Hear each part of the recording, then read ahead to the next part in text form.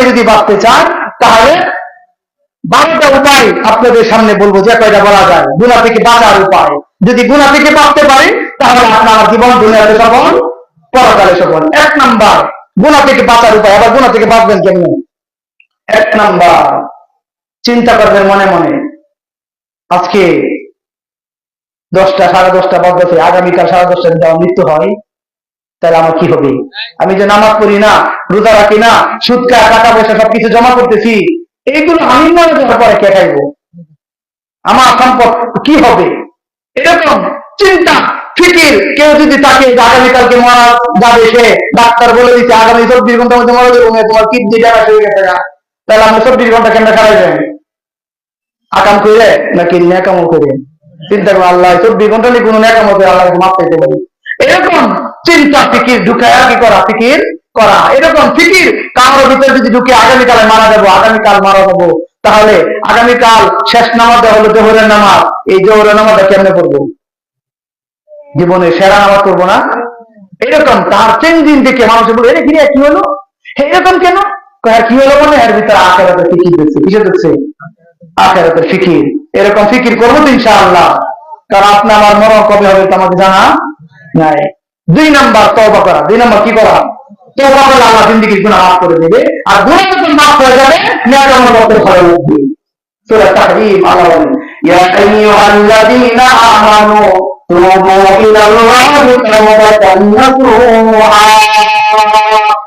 عسى ربكم أن يكفر عنكم سيئاتكم ويدخلكم جنات تجري من تحتها الأنهار। الله رب العالمين بلن يا أيها الذين آمنوا توبوا إلى الله توبة نصوحا। হে ইমানদারেরা, তোমরা আল্লাহর নিকট কাবিভাবে তওবা করো। কিভাবে? কাবিভাবে তওবা করো। আসা রাব্বুকুম আইয়ুকাফিরা আনকুম সাইয়্যাতিকুম। যদি তোমরা আল্লাহর নিকট কাবিভাবে তওবা করো তাহলে আশা করা যায় আল্লাহ তাআলা তোমাদের গুনাহ মাফ করে দিবে। তাহলে গুনাহ থেকে তওবা করব ইনশাআল্লাহ। কাবিভাবে তওবা করলে আল্লাহ তাআলা গুনাহ মাফ করে দিবেন। আর কাবিভাবে তওবা করো 4টা শর্ত। কয়টা শর্ত? কালাম দেখুন আল্লাহ সুদ ডাকাইছে আল্লাহ বলিস।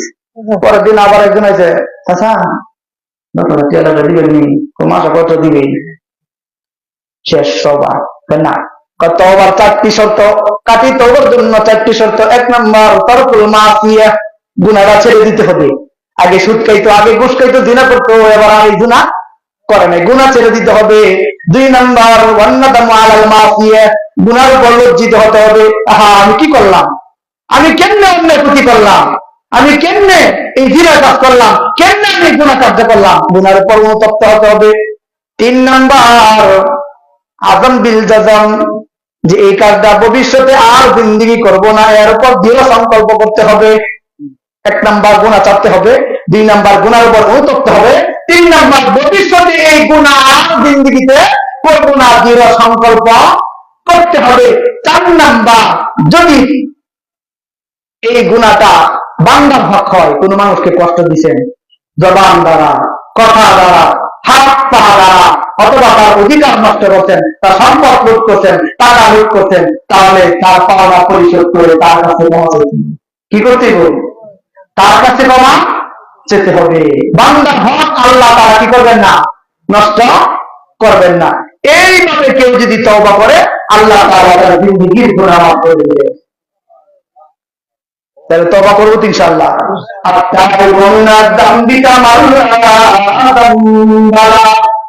আল্লাহর নবী বিশ্ব নবী বলেন, বুখারীর বর্ণনা, তওবাকারীকে আল্লাহ তাআলা এমন বানাবে যে ব্যক্তি গুনাহ থেকে তওবা করে কেমন যেন তার কোনো গুনাহই নাই। তওবা করলে আল্লাহ তাআলা গুনাহ মাফ করে দেন। তার কি গুনাহ থেকে তওবা করব ইনশাআল্লাহ। 2 নাম্বার ইস্তিগফার পাঠ করা। কি করা? ইস্তিগফার। والذين إذا فعلوا فاحشة أو ظلموا أنفسهم ذكروا الله فاستغفروا لذنوبهم ومن يغفر الذنوب إلا الله ولم يصروا على ما فعلوا وهم يعلمون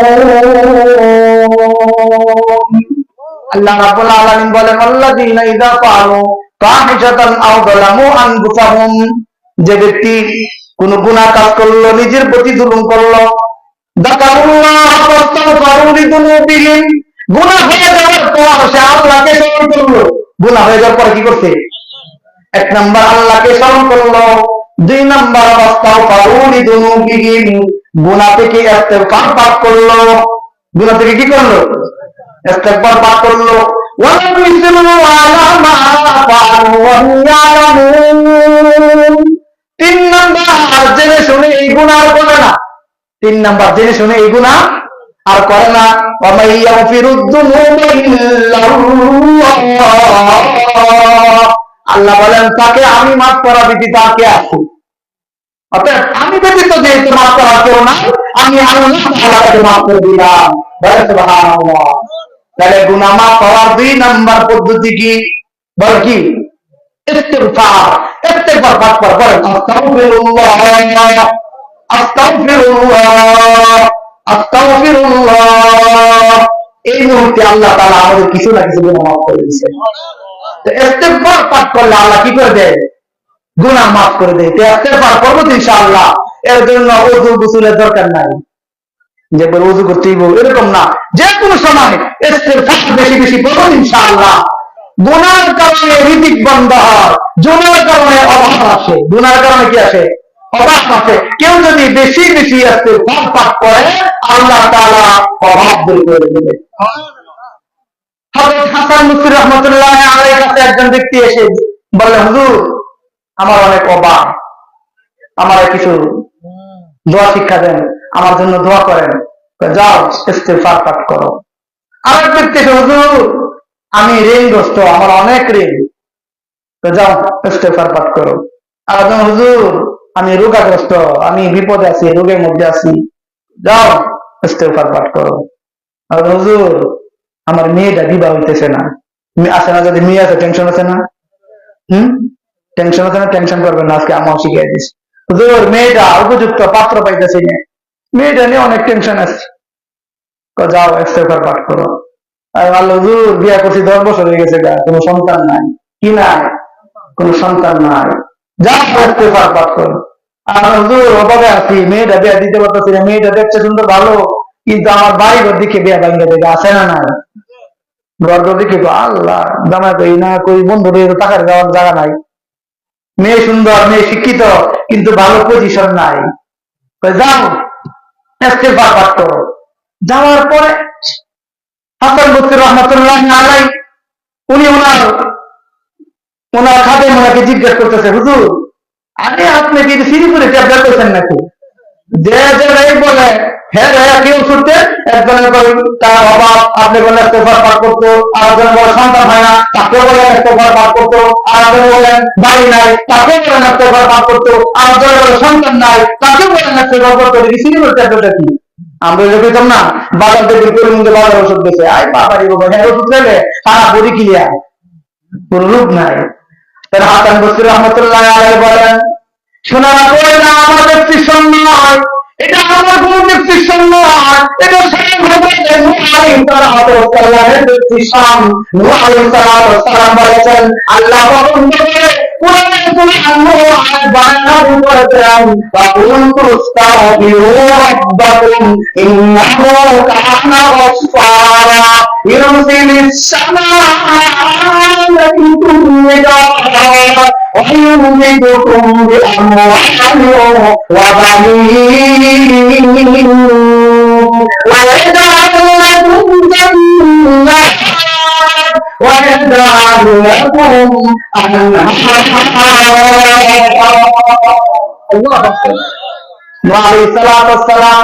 তিনি তার উম্মতকে বললেন, আমি বললাম ফাকুনতু আস্তাগফিরু রাব্বাকুম, যে তোমরা আল্লাহর নিকট ইস্তিগফার পাঠ করো, ইন্নাহু কানা গফফারা। তার এক নাম্বার আল্লাহ তোমার জিন্দেগীর গুনাহ মাফ করে দিবেন। বলো সুবহানাল্লাহ। يرسل السماء عليكم مدرارا আল্লাহ তাআলা আকাশ থেকে রহমতের বৃষ্টি বর্ষণ করবেন, বৃষ্টি দরকার বৃষ্টি বর্ষণ করবেন। ويمددكم بأموال وبنين যদি ইস্তেগফার পাঠ করো আল্লাহ তাআলা তোমাকে ধন সম্পদ দিয়ে শক্তিশালী করবেন। বলে সুবহানাল্লাহ। ইস্তেগফার পাঠ করলে আল্লাহ অভাব দূর করে দিবেন। ওয়াবানিন আল্লাহ ছেলে সন্তান দিয়ে তোমাকে শক্তিশালী করবেন। ويجعل لكم جنات ويجعل لكم أنهارا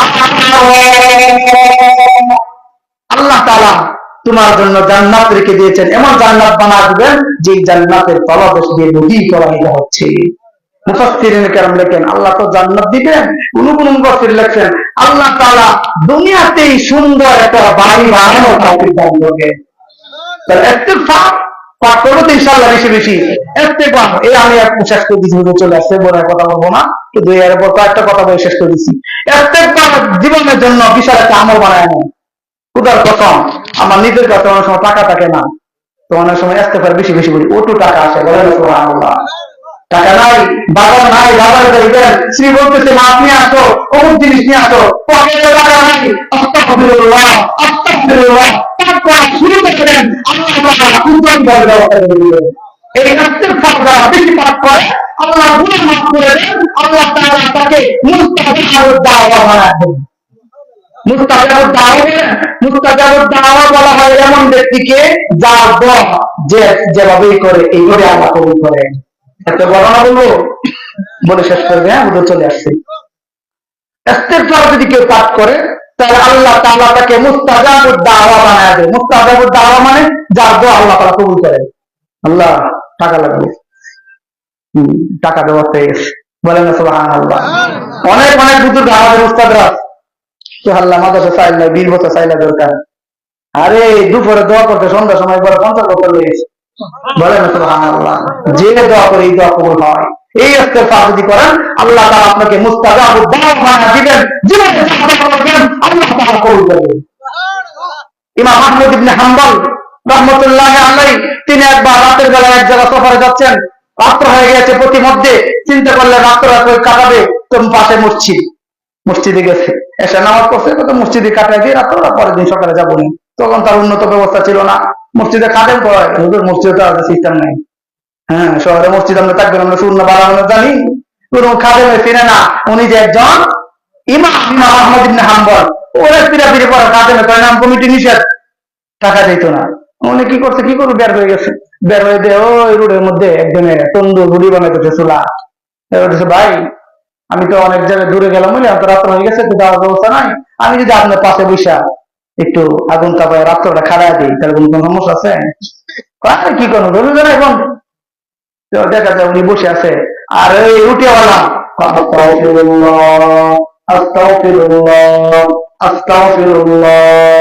রুটি বাজে, রুটি চুলাই দেয়, কাস্টমার আসতেছে, রুটি দেয়, কাস্টমারের রুটি দিলে আস্তাগফিরুল্লাহ বলে কোনো সমস্যা হইব? কাস্টমারকে রুটি দিতেছে আর বলতে রুটি বানাই আস্তাগফিরুল্লাহ। ইমাম আহমদ ইবনে হাম্বল রাহমাতুল্লাহি আলাইহি তিনি জিজ্ঞেস করেন, ভাই তুমি মনে মনে কি পাঠ করতেছো? তখন সেই লোকটা বলল, আমি মনে মনে পাঠ করতেছি। তিনার মনে কৌতূহল জাগলো যে বারবার লোকটা পাঠ করে জিজ্ঞেস করলেন, পাঠ করা তোমার কি হয়েছে? রুটিওয়ালা লোকটা বলতে লাগলো, ভাই হুজুর আমার জীবনে যত আশা ছিল আল্লাহ পাক আমার জিন্দেগির সব আশা পুরা করে দিয়েছে। আল্লাহ পাক এই ইস্তেগফার পাঠ করার কারণে মুস্তাজাবুদ দাওয়া বানাইছে। জীবনে যত আশা করছি সব আশা আল্লাহ পুরা করেছে, জিন্দেগিতে যত দোয়া করেছি সব আল্লাহ কবুল করেছে। বলেন না সুবহানাল্লাহ। তবে একটা দোয়া আছে, এই দোয়াটা আল্লাহ তাআলা এখন পর্যন্ত কবুল করেন না। বলে এই দোয়াটা কি? এই দোয়াটা কি?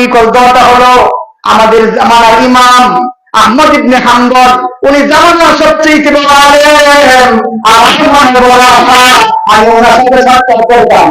বলেন না সুবহানাল্লাহ। আজকে যদি এখানে দেওবন্দ থেকে একজন বড় বুজুর্গ আসে, আপনারা চাইবেন না সবাই সাক্ষাৎ করতে? বলে জামানার ইমাম, ওনার সাথে আমার সাক্ষাৎ করাবো। এই তো কবুল হয় না, জিন্দিগির সব আল্লাহ কবুল করেছে। ইমাম আহমদ বিন হাম্বল বলেন, শুনে না, আল্লাহ তাআলা তার এই মেয়েকে কবুল করেছে, তার বাদ যেতে হবে না। আল্লাহ তাআলা আমি আহমদ বিন হাম্বলকে তখন আমি সাক্ষাৎ করিয়ে দিয়েছে। বলেন না সুবহানাল্লাহ। আমি জানাই না আহমদ বিন হাম্বল তোমাকে হবে না, এই দোষটাই আমাদের মসজিদে জায়গা দেয় নাই, মসজিদে না গিয়ে তোমার কাছে আসছি। আল্লাহ তাআলা তোমাকে জানাই নাই, আমাকে আমার সাথে তোমাকে বার্তা করাইছে। তার কি বুঝলেন? ইস্তেগফার পাঠ করলে যে কোন দোয়া কি হয়? কবুল হয়। তাহলে নিয়মিত এই আমলটা করবো তো ইনশাআল্লাহ? পারবো না ইনশাআল্লাহ? সব সময় সকাল নয় বিকাল নয় আস্তাগফিরুল্লাহ আস্তাগফিরুল্লাহ এই আমলটা করবো, ঠিক আছে? 2 নাম্বার আরেকটা আমল দিয়ে শেষ করছি। গত সপ্তাহ 2 সপ্তাহ আগে মুসলিম শরীফে পড়াইছি। করেন সুবহানাল্লাহি ওয়া বিহামদিহি সুবহানাল্লাহি ওয়া বিহামদিহি। আল্লাহ নবী বলেন, কেউ যদি সকাল বিকাল এই তাসবিহটা 100 বার পাঠ করে, কতবার? 100 বার পাঠ করে, তাহলে আল্লাহ তাআলা তার জিন্দেগীর গুনাহ মাফ করে দিবেন। ওয়ালাউ কানা যাবদাতুল বাহরি, যদিও তার গুনার পরিমাণ সমুদ্রের পরিমাণ হয়। এই আরেকটা তাসবিহ, এটা পাঠ করলে জিন্দেগীর সব গুনাহ মাফ হয়ে যাবে। আর গুনাহ যখন মাফ হবে, রিজিকের অভাব হবে না। আল্লাহ তাআলা কুদরতিভাবে রিজিকের ব্যবস্থা করবেন। তাহলে আস্তাগফিরুল্লাহ সুবহানাল্লাহি ওয়া বিহামদিহি সুবহানাল্লাহি ওয়া বিহামদিহি এই দোয়াটা বেশি বেশি পারবো ইনশাআল্লাহ। সুবহানাল্লাহ অর্থ কি? আল্লাহ তাআলা কত পবিত্র। আল্লাহ তাআলা কি কিসের থেকে কত পবিত্র? শিরিক থেকে। কি থেকে? শিরিক থেকে। আল্লাহ তাআলা কত পবিত্র, আল্লাহর কোনো শরীক নাই। এই তাসবিহ যখন কোন বান্দা পাঠ করে, আল্লাহ বলেন এই আমার বান্দা বলতেছে আমি শিরিক থেকে মুক্ত, আমার কোনো শরীক নাই, আমি এক আল্লাহ এক ফেরেশতা চলে যাব। আমার বান্দা আমাকে শিরিক মুক্ত ঘোষণা করেছে, আমি আল্লাহ আমার বান্দাকে গুনাহ মুক্ত ঘোষণা করলাম। পারবো তো ইনশাআল্লাহ? আরেকটি কথা, ছোট্ট কথা, চমৎকার। হযরত ইউসুফ আলাইহিস সালাম যখন তিনি মিশরে বাদশা হলেন, তখন সবাই ওনার কাছে ত্রাণ আনতে গেছে। সবাই ত্রাণ দিতেছে। একটা যুবক বলে তাকে 1 মুদ দেওয়া হয়েছে, 1 মুদ সমপরিমাণ 5 মণ। কত মণ দিছে? হুজুর আমার আরো দেন। কই না, তোমার এতটা দিমু কেমনে? তাহলে অন্য মাঝে দিতে হবে না। আপনাকে আমাকে চিনেন? আপনাকে আমাকে চিনেন? কই না, আমি বললাম সেই জুলেখার ঘরের সন্তান যে তোমাকে জুলেখা অপবাদ দিয়েছিল, তুমি তার সাথে জিনা করেছিলে। আমি শিশু ছিলাম, আমি বলেছিলাম ইউসুফের জামা যদি সামনে ছিঁড়া থাকে তাহলে ইউসুফের দোষ, আর পাঞ্জাবি যদি পিছনে ছিঁড়া থাকে তাহলে জুলেখার দোষ। আমি তোমাকে, তুমি যে জিনা থেকে মুক্ত, তুমি যে গুনাহ করো নাই, এই তোমার পবিত্রতা, আমি সেই শিশু ছিলাম অবস্থায় আমি সেটা ঘোষণা করেছিলাম। এবার ইউসুফ আলাইহিস সালাম বলেন, এই তারা আরো দাও। এবার হযরত ইউসুফ আলাইহিস সালাম তাকে দিয়ে দিলেন 10 মুদ। কত মুদ? 10 মুদ সমান পরিমাণ কত? প্রায় 50 মণের উপরে। আল্লাহ তাআলা বলেন যে ইউসুফ শুনে রাখো, তোমার পবিত্রতা ঘোষণা করার কারণে তুমি যদি তাকে 50 মণ ত্রাণ দিয়ে দিতে পারো, যে বান্দা সেটা তুমি সুবহানাল্লাহি ওয়া বিহামদিহি, আমি আল্লাহ তাআলাকে শরীক মুক্ত ঘোষণা করে, আমি আল্লাহকে পবিত্র ঘোষণা করে তুমি যদি তাকে 50 ত্রাণ দিতে পারো, তাহলে আমি আল্লাহ তাআলাকে কি পরিমাণ দিতে পারি? এই জন্য কোন বান্দা বান্দি যদি সুবহানাল্লাহি ওয়া বিহামদিহি এই তাসবিহ সকল মিলে পাঠ করে, আল্লাহ জিন্দেগীর গুনাহ মাফ করে দিয়ে তার অভাব দূর করে দেয়। আল্লাহ তাআলা আমাদের সবাইকে আস্তাগফিরুল্লাহ, ইস্তিগফার, সুবহানাল্লাহি ওয়া বিহামদিহি এই তাসবিহ বেশি বেশি পাঠ করার তৌফিক দান করো। ইনশাআল্লাহ জীবন পরিবর্তন হয়ে যাবে, দুনিয়া সফল হবে।